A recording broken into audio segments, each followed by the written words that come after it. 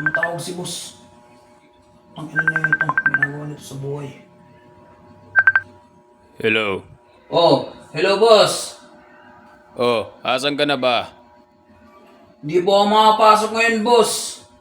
Anong di makakapasok? Ikaw, tigil-tigilan mo ako ah. Kailangan ng tao, pumasok ka. Boss naman. Ang sabi ko sa interview, I can work under pressure. Hindi yung pumasok ng may low pressure. Tsaka hindi lang to low pressure, oh. Baha na yung mga kalsada. Ano yung palulusungin mo ako sa baha? Kaya pa yan, magdala ka ng bota. Bota ang puta.